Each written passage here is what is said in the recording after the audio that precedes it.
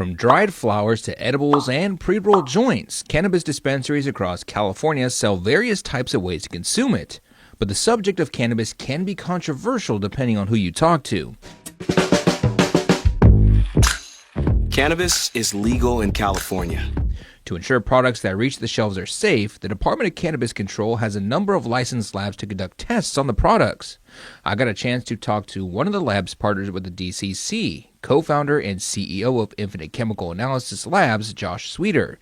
He explains some of their findings at his labs. So you can start back about a year or two ago when the LA Times article was released with looking at different products on the shelf and focusing primarily on the DCC's list and seeing that there was products on the shelf failing for even the things that were supposed to be screened for. A lot of those samples had alarming numbers of pesticides and alarming concentrations, as in definitely something that's way over any prescribed action level that the state of California determined should be the action level for that pesticide to be sold. But why is it alarming in the first place? Why it's so alarming is just, first of all, if the state's requiring testing on these products and that much is making it onto the shelf that's failing its own internal testing protocol, then we have a problem either with producers, with labs, with somewhere along the line there's something broken in the chain that the product is making it to the consumers unsafe. To put that message into perspective, Sweeter explains some of the data they've discovered.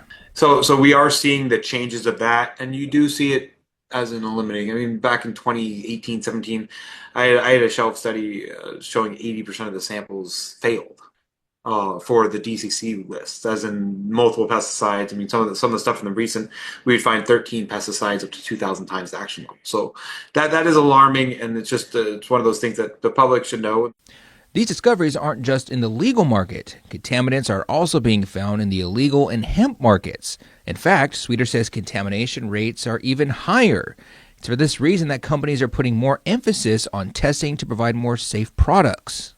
Well, you can find trusted brands and retailers, or brands mostly, the brands that produce the product, and they are holding themselves to a higher standard. And what I mean by that is they are doing additional screening. They're making sure that their product is the safest to consume.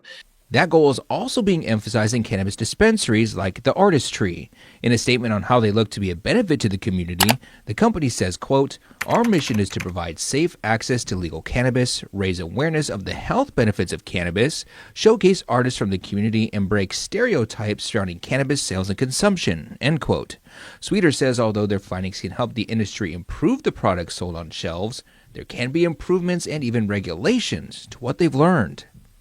The amount you learn in 1 year in cannabis, it is like being an infant to a PhD. You know what I mean? Yeah. That's just 1 year. We're sitting at 8 years and we've learned so much, but yet we haven't seen a regulation change to support what we've learned. And then learning and growing as an industry and taking the data and using it is what we need to do. So it needs to not just be stagnant regulations, but actually holding these regulations to a higher standard. And that's what I think we need to do as an industry is kind of move and grow with it. A growing industry with a need for growing research. In Fresno, this is Carl Cook, Fox 26 News.